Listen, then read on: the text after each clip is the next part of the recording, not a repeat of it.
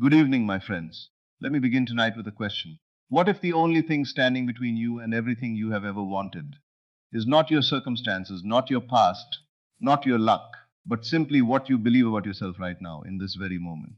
Most people spend their entire lives waiting for the right time, waiting for someone to give them permission, waiting for the world to change first. But here is what Neville understood, what very few human beings ever truly grasp. God is not waiting on your circumstances to improve. God is not waiting on the economy or the doctor's report or the person who hurt you. God is waiting on one thing and one thing only. God is waiting on you to believe it, not to hope it, not to wish it, not to pray for it as though it lives somewhere far away. To believe it with the quiet, unshakable certainty of a man who already knows how the story ends. Because the moment you truly believe, not in your head but in your bones, in your blood, in the felt reality of your imagination, the whole world reorganizes itself around that belief. That is not poetry. That is how this works. Tonight, I want to show you exactly what that one belief is, why most people never find it, and what happens when you finally do. Now, let me tell you something that will change the way you see everything. Most people have been taught that God is somewhere above them, somewhere out there, beyond the clouds, beyond reach, listening from a distance, deciding whether you have been good enough, faithful enough, worthy enough to receive what you are asking for. And so they wait, they plead, they bargain, and they wonder why the answer never seems to come. But Neville's under something that very few teachers have ever dared to say plainly. God is not outside of you. God is a separate being sitting on a throne, reviewing your request like some cosmic administrator. God is your own wonderful human imagination. God is the awareness behind your eyes right now.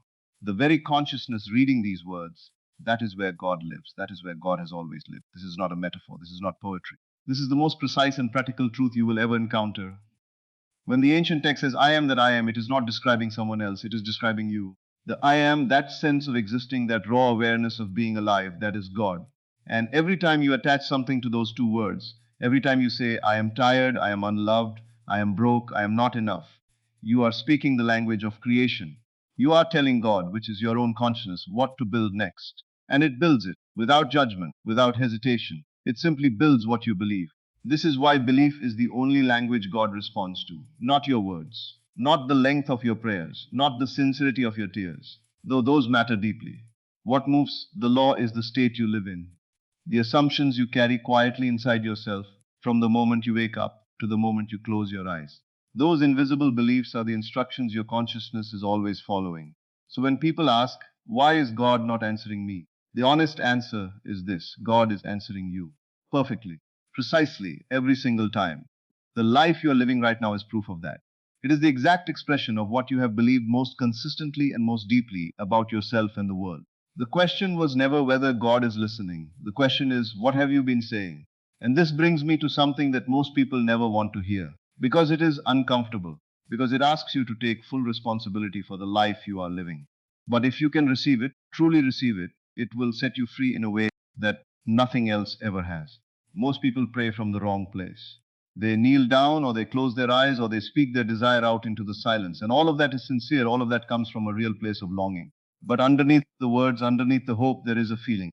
And that feeling is lack. That feeling is absence. That feeling quietly says, I do not have this yet. I need this.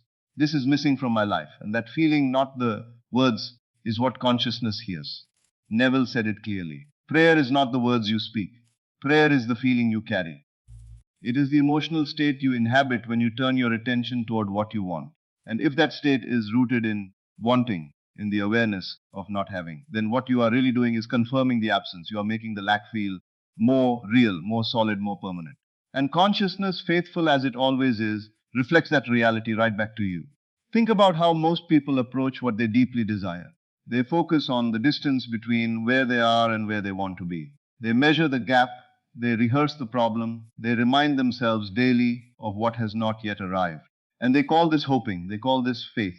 But it is not faith, it is fear dressed in spiritual language. True prayer, the kind Neville taught, begins from the end. It does not beg, it does not plead, it does not ask as though the answer is uncertain. It starts from the assumption that it is already done, that what you desire is not coming, it is here. It is already woven into the fabric of your inner world, and the outer world simply has not caught up yet. The feeling of already having something is completely different from the feeling of wanting it. One closes the gap, the other widens it. And consciousness does not respond to what you want, it responds to what you are convinced you already have. So now we come to the heart of it, the thing that Neville returned to again and again throughout his entire life's work. Because once you understand this, once you really feel the weight of what I am about to say, the way you approach every desire, every dream, every prayer will never be the same again. God is waiting for a state change, not a better argument, not more persistence, not longer prayers or louder declarations. A state change, a shift in the inner man, a movement from one way of feeling to another, from the feeling of wanting to the feeling of having, from the feeling of hoping to the feeling of knowing. That is the crossing point. That is where everything turns. Neville called it living in the end. And I want you to understand what that phrase actually means. Because most people hear it and think it is about positive thinking. It is not. Positive thinking is still thinking about the surface of things. Living in the end is something far deeper. It is moving your inner life, your assumptions, your reactions, your quiet background feelings into the place where the wish is already fulfilled. Not pretending, not forcing a smile, not repeating words you do not believe, actually inhibiting the state, actually feeling in your body, in your imagination, the texture of the life where what you want already exists. What would you see? What would you hear? How would you carry yourself? How would you sleep at night if you knew, if you genuinely knew that it was already done? That feeling is the prayer. That state is the instruction.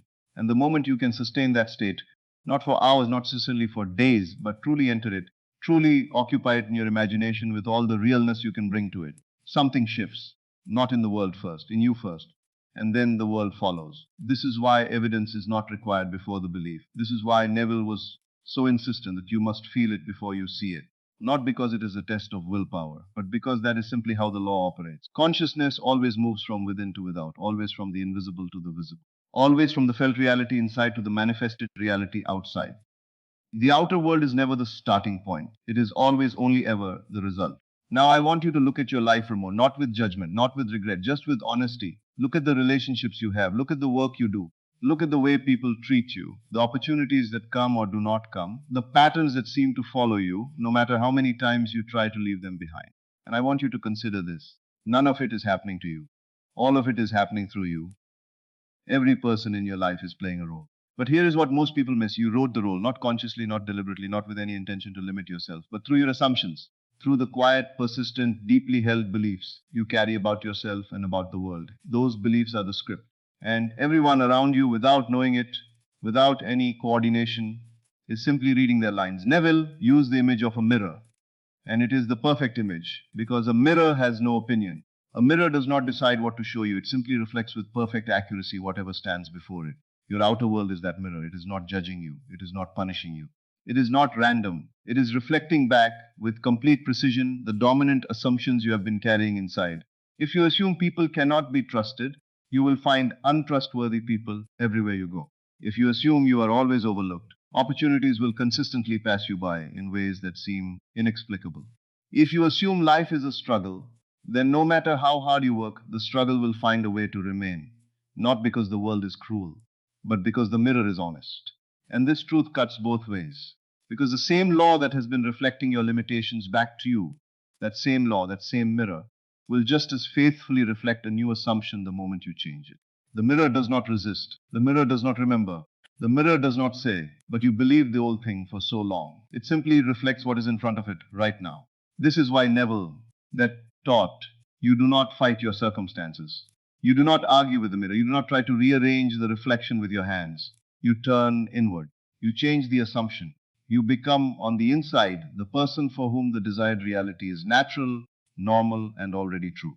Change the one who stands before the mirror, and the mirror will have no choice but to change. And so we arrive at the place where everything either becomes real for you or remains as it has for so many, just a beautiful idea you once heard and almost believed. Because everything I have shared with you tonight leads here, to this moment. to this choice. Not a choice you make once with great dramatic effort, a quiet choice, an internal choice. The choice to stop waiting for the world to move first and to move first yourself on the inside. When Neville spoke about conviction, he was not talking about enthusiasm. He was not talking about the kind of excitement that arrives on a good day and disappears when life gets difficult. He was talking about something far steadier than that. A settled knowing, the way a farmer knows that the seed he placed in the ground will grow. He does not go back each morning and dig it up to check.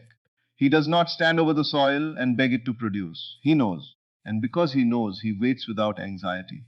He moves through his days with a quiet certainty that the harvest is already underway. That is the quality of belief that moves the invisible law.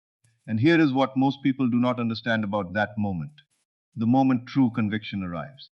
The outer world does not immediately erupt into change. There is no thunderclap, no dramatic sign. In fact, it's outside, nothing may look different at all. But something has shifted that cannot be undone.